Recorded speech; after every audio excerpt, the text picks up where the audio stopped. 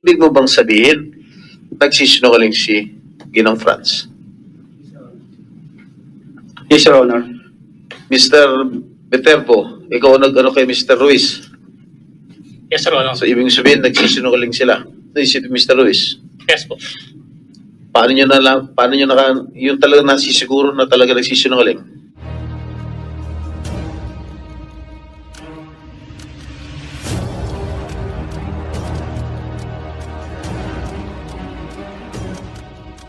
Well, may bago na naman tayo pag-uusapan mga idol tungkol kung paano nga ba gumagana ang machine polygraph test sa tao. Pero bago ang lahat, kung bago ka pa lang sa aming munting channel, ay huwag mo naman kalimutan mag-subscribe at pakihit na rin sa notification bell sa all para lagi tayo updated sa mga bago nating i-upload tulad nito. Maraming salamat po. Ito nga yan kung paano nga ba pinaliwanag ng mga eksperto ng machine polygraph test kung paano nga ba ito gumagana sa tao o paano nga ba masasabi natin nagsasabi siya ng totoo o hindi. So we now go to the other resource persons here present. Darating pa ba si Senator Estrada? Bababa na. We now go to the, hintayin natin siya. What's the pleasure of Senator Tulfo? Akit din kasi sana kung meron pa akong mga ibang atin na mga meeting. Sige, habang bababa siya, magpapalag. Sa NBI lang siguro. Yung sa, So, i-lay down lang natin ito. Council, you are aware of, as well as Commission on Human Rights is here. Attorney Canapi, you're aware that in our jurisdiction, as well as in other jurisdictions as well, the results of a lie detector test or a polygraph test, while not conclusive, as held in Philippine Savings Bank versus Hazel T. This is the recent Supreme Court decision, June 15, 2020, in GR 202-0049, and by Justice Reyes, and I quote a portion. While the court held that the results of a polygraph test cannot be offered in evidence to prove the guilt or innocence of an accused in a crime, it does not mean that it has no weight at all. Unlike in criminal cases where the prosecution is required to establish proof beyond reasonable doubt, the burden of proof needed in labor cases, marami tayong tabli sa labor cases, is merely substantial evidence. Section 5, Rule 133 of the Rules of Court defines substantial evidence as that amount, quote-unquote, of relevant evidence which a reasonable mind might accept as adequate to justify a conclusion, unquote. Thus, the results of a polygraph test may be used in conjunction with other corroborative evidence to prove an allegation made by a party to a case. In this case, hindi ko na siguro dapat i-question. Ibig sabihin po nito, bagamat hindi kagad determinative ang resulta ng polygraph test, ito po ay nakakatulong sa pag-determine kung nagsasabi talaga ng totoo o hindi. At kailangan din, makakatulong din po ito sa mga administrative cases, labor cases, etc. Sa ngayon po sa Supreme Court ng ating bansa. While not admissible, it is important to understand that polygraph results are not admissible as evidence in most courts of law, as they are sometimes considered unreliable. But someone's honesty or credibility can be determined by other investigative techniques, and that include a lie detector test. Noong nakaraang hearing, pumayag po sa motion ni Senator Estrada at Senator Tulfo at pinayagan po ng committee ito na magtawagin ng NBI, at nagpapasalamat tayo, nandito sila, ang Chief ng Polygraph Division, ang Assistant Director ng NBI, na mag-conduct ng polygraph examination. At voluntarily, sa tulong ng abogado rin, pumayag ang Ruiz Copol na sila ay hindi kayo pinilit na pumayag mag-undergo ng polygraph test. Ganun din si Mark Toroma,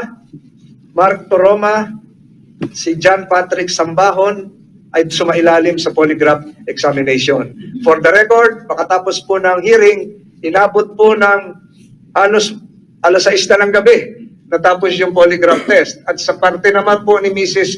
Ruiz, ito po ay ginawa kinabukasan dahil ang payo ng doktor ay wag muna dahil tumaas ang kanyang presyon at kayo po ay pinainom muna ng gamot, Mrs. Ruiz, tama po ba? At kinabukasan pa kayo sumailalim sa lie detector test kasama po ang inyong asawa. Bago mo magtanong yung mga kasamahan ko, gusto ko lang establish ito. Sino po si Director Papa? Yes, nakita sa doktor din po kayo. Si Eddie Vitero, polygraph examiner, at si John Ferran. Kayo po ang nag-conduct ng polygraph examination. Pwede po, sino po ang pinaka-senior sa inyo? Mr. Ferran, kayo po ba ay kwalipikado sa field of polygraphy? At gano'ng katagal na kayo nagiging polygraph examiner sa NBI? I was almost 9 years in being polygraph examiner. The provision of the lie detector result. This is polygraph report 2023-046-C, signed by John Greg Ferran, polygraph examiner, and reviewed and approved by Mr. Basilio, and approved by Assistant Director Romel Papa. Ang nakalagay po dito, and then before that, yung pong abogado nyo nandun nung first attempt ng polygraph. Wala po, Your Honor. Hindi, nakadalawang attempt yun eh. Hindi ba yung una, yung masama pakiramdam mo, kinabukasan. Wala. Yung una, wala rin. Wala po. So, tatanungin ko ngayon, ang NBI, ano pong ibig sabihin ng indicative of deceptions? Who can answer this? How do you explain this in layman's language? So yung ibig sabihin po, Your Sa Honor, Tagalog, oh. ang ibig pong sabihin, nagsisinungaling po yung subject nung ibigay po yung mga tanong na nabanggit po sa report. Ano ba yung tanong? Kung ikaw na magbasa? O So dito po, Your Honor, sa polygraph test ni Pranilyn Ruiz, yung mga tinanong po sa kanya na nagsisinungaling siya ay ito po. Totoo bang lahat ang mga akusasyon o paratang laban sa iyo ni Ate LV Vergara? ang sagot? Ang sagot po niya ay hindi po, pero meron po siya ditong deceptive reaction. Yung pangalawa, ikaw Ano ba yung- mismo? Ang Mabalik ko lang sa tanong ni Senator, if I, with the permission of the Chair, mabalik ko lang sa tanong ni Senator Francis. Ano ibig sabihin nung indicative of deception? Ano naging reaction niya nung tinanong mo siya? Nagkaroon po, sa polygraph tracing segment po kasi, Your Honor, pero po silang 4 na klase ng tracing segment. Isa po yung average tracing segment, yung sunod po ay reaction tracing, pangatlo po ay relief tracing, at saka yung pang-apat po ay distortion tracing.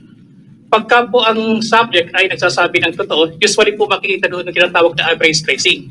Average Yes po. tracing. Yes po, ang ibig Alright. po sabihin nito, ito po yung kanyang normal na tracing segment. Na kung saan, Nagre-reflect ba yan sa ano niya? yes po, sa equipment? chart paper, yes po. Alright.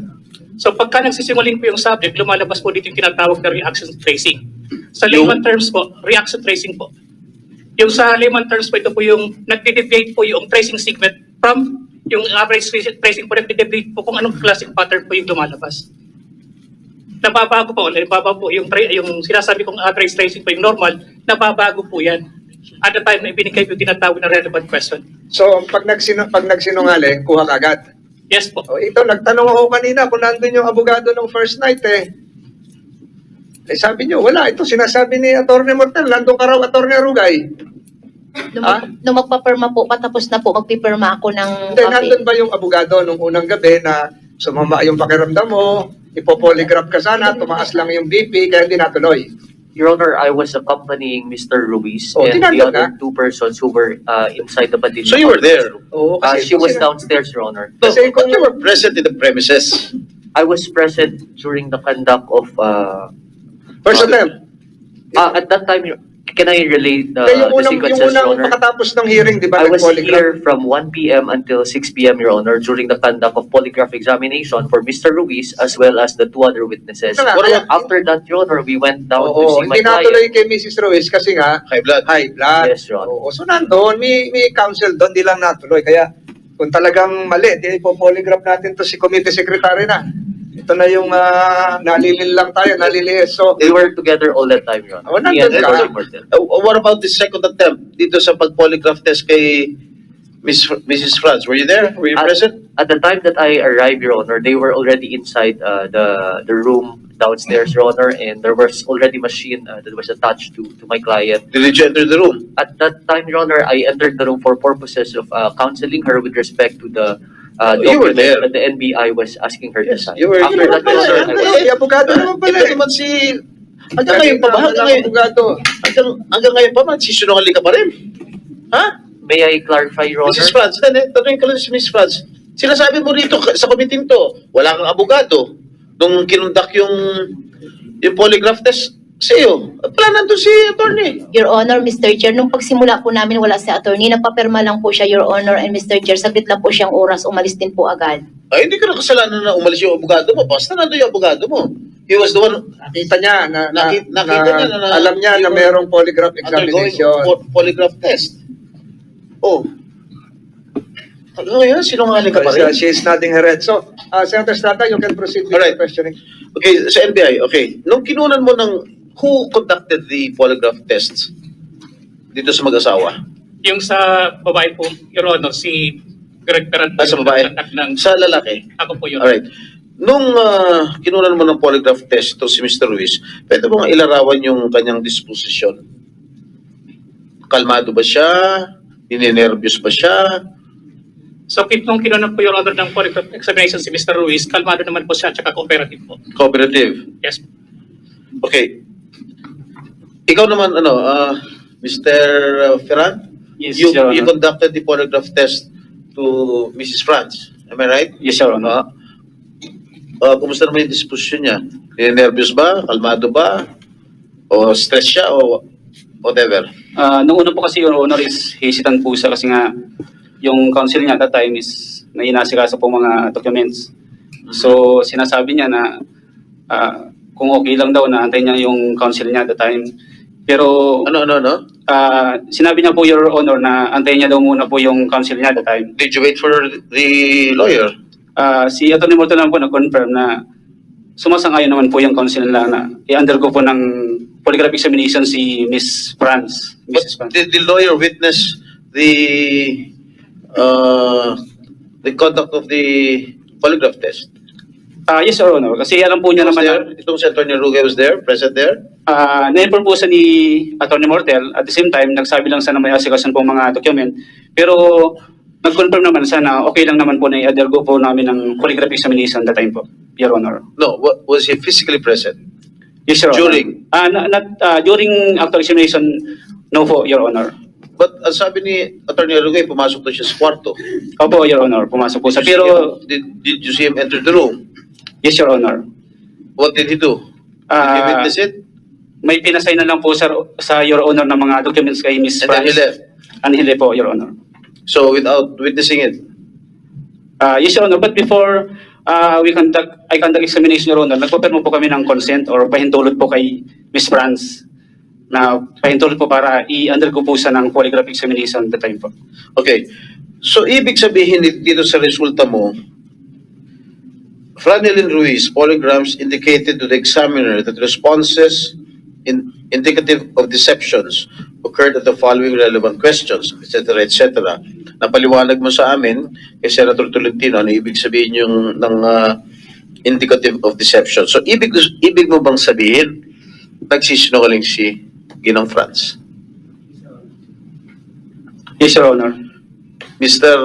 Viterbo, ikaw nag-ano kay Mr. Ruiz. Yes, Your Honor. So ibig sabihin nagsisinungaling sila. Naisip Mr. Ruiz. Yes po. Paano nyo yung talaga nasisiguro na talaga nagsisinungaling? During the actual examination kasi, Your Honor, we conducted 3 series of the polygraph examination upon the subject.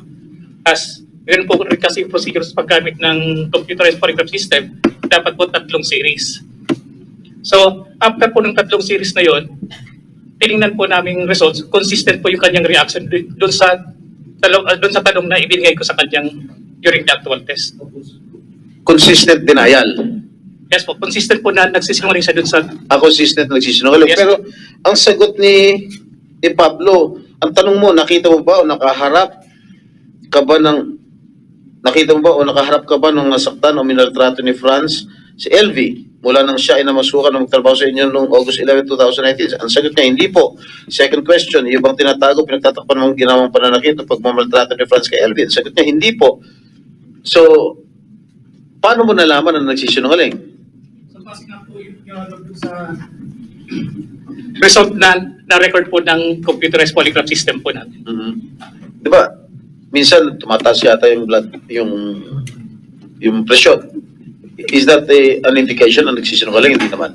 Hindi po. At the time po kasi, Your Honor, na nakita namin, tumataas po yung BP niya, hindi po namin tutuloy yung polygraph examination. Dahil hindi po siya suited for Okay, can the you, actual test. kasi layman lang kami, hindi namin alam, we are not familiar with this lie detector test or this polygraph test. What are the indications para malaman, for us to know that the subject is lying? Aside from what you said, ano pa bang indications meron that are present? So, nakadepende po kasi kami, Your Honor, doon po sa nire-record po ng instrumento. Kung ano po yung lumalabas po sa instrumento, doon po kami nagbibigay po ng conclusion. You want to add, Mr. Ferran? Sige. Assistant Director. Dr. To make it simple, Ah. ang beauty ng polygraph is there are certain things that we cannot control. Physiologic ang term, pero sa Tagalog, heart rate, breathing, blood Correct. pressure. Ito yung mga bagay na hindi natin kayang i-control. Yeah, will it reflect in the machine? Yes, Machine na ayun yan? yung sinasabi niya. Ayun, kasi breathing. masyadong masyadong malalim technical. yung Then, masyadong yung mga terms mo, hindi namin naintindihan eh. Yung series, sinasabi niya, nagtatanong tayo ng mga tanong na alam natin na tama. Anong pangalan mo? Anong birthday mo? So nakikita yung, natitrace, nakikita yung Malalaman tracing. kung ninenervyos ka? Yes. Ayun. However, pag gusto mong magsinungaling o pag nagsisinungaling ka, hindi mo makokontrol ang cardiac rate mo, ang breathing, Correct. ang respiration. So, yun ang beauty ng machine. Yun ang Kaya nga, pinupunto ko. to simplify it, masyadong Kumbaga matatay. sa, Simplify lang. sa law masyadong Latin ang sinasabi mo, hindi namin maintindihan. Oh, sige, i-simplify mo, Dr. Papa. Kaya paulit-ulit itong tinatanong. Binanggit nila kanina, 3 series. Tinitingnan natin yung consistency, yung bang tracing ng heart rate mo, respiration, cardiac rate, blood pressure, consistent. Titignan doon, nakikita kung ano yung parte na nagkakaspike. So pag nagkakaspike, chances of lying is higher. Okay. In their case, siguro these two gentlemen may answer it, kasi sila nag-contact nung examen. In their case, nag-spike ba yung kanilang heart rate, blood pressure? Yes, Your Honor. Sino sa kanila? Both of them? Both of them po. Nag-spike yung heart rate? So that is an indication na nagsisinungaling sila. Is that the only indication? Senator Estrada, before you answer, siguro, in the interest again of fairness, nakikinig ang human rights, ano yung possible impact ng anxiety, high blood pressure, stress, kung mag-undergo ka ng polygraph? Mag-spike ba o normal lang? Kasi may doktor naman kasama dito, di ba? Meron bang magiging influence yung mataas ang BP mo? Kaysa kung normal ka lang, relax ka, kung mataas ang pressure, ang blood pressure mo, baka lumabas ka sinungaling. Meron ba ganun yan? Sir, that's precisely the reason why we get baseline vital signs bago natin i-test. And that was the reason why in the initial test, there was no test done because mataas ang BP niya. But I totally agree with you na high blood pressure, anxiety can cause it. So that's the reason why at the start, meron tayong mga standard questions. So pinahinga muna siya. Pinagpahinga siya. Pinatulog muna siya nung gabi, kinabukasan Nung siya. time na yun, sir, yes. So nung binipi siya, okay na yung BP niya. I Kinabukasan. would presume. I wasn't there, Your Honor, sorry. So, the following day, Your Honor, nung bago namin in-examine si Ms. Ruiz, pinabiti po muna namin. At the same Okay na. nung resulta po is normal na. Normal. Yes po. Okay, doktor ng Senado yon. Yes po. So normal siya, kaya tinuloy niya yung polygraph. Yung BP niya po that time is 120 over 71 po. So okay yun. BP ng teenager yun. Di ba? Normal. So relax siya. So that can result into the accuracy of the test. So, ang tinatanong lagi pag may polygraph, yung mga countermeasures. Paano magiging Are there countermeasures to detect any false results, or meron bang ginawang ganon?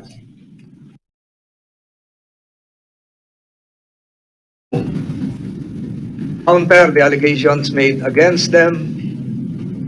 From your personal This- perspective, yes, naging patas ba ang komite? Maybe we can ask first the spouses Yes, before the council reacts. we can ask, siguro kahit isa na lang magsalita sa kanila. Hindi, si Ginang Franz. Ginang Franz, Naging patas ba? ang komite sa pagdinig ng kasong ito? Kayo po ba ay pinagmalabisan ng komite? Kahit po minsan tumataas po ang boses dito ng ilang mga senador, kayo po ba ay nakaranas ng pagmamalabis buhat sa Committee on Justice and Human Rights? Kayo po ba ay hindi tinrato ng maayos sa inyong pangkasalukuyang detention at sa pagharap sa committee ito? Kayo po ba ay binawasan ng karapatan habang naririto? Gusto namin marinig. Siguro hindi mo na kailangan tanungin yung abogado mo. Dapat alam mo kung patas ba ito o hindi ba naging patas itong pandinig para sa inyong mag-asawa. Ako po ay nagpapasalamat, Mr. Chair and Your Honor, sa pagkakataon namin magsalita na bagamat po ibang aking opinion sa mga opinion nila at minsan nakapagtaas ng boses ang mga Kaya siguro kami nagtataas ng boses dahil nagsisinungaling ka. Wala naman kami karapatan magtaas ng boses kung talaga mga totoo ang mga sinasabi mo. Nagtataas kami ng boses dahil nagsisinungaling kayo. Nakita mo na ba yung tsura niya? Lahat ng testigo, tinuturo ikaw. Ikaw, at wala nang iba, kundi ikaw.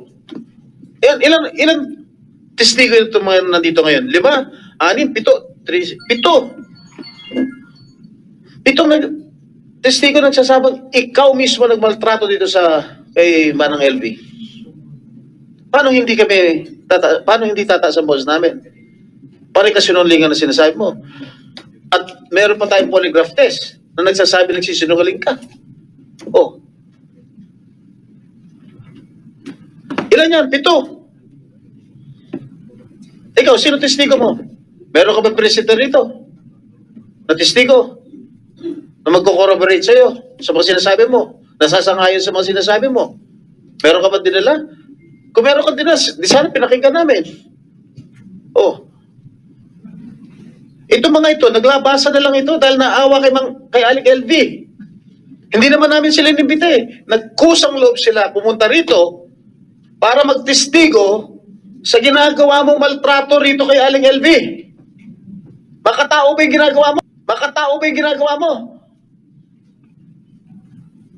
Hindi na makatao yan. Makahayop na yan. Na po nagtatapos ang ating video. Maraming salamat po sa inyong panonood at walang sawang suporta. Ikaw, idol, anong masasabi mo sa polygraph test machine na ito? Para sa inyong opinion, i-comment mo niyan sa ating comment section sa ibaba. At kung nagustuhan mo naman ang video ito, paiwan naman ako ng like at pasubscribe na rin sa ating munting channel. Maraming salamat po sa inyong panonood. Sama kayo na rin lang, mag-ingat, God bless. Bye bye.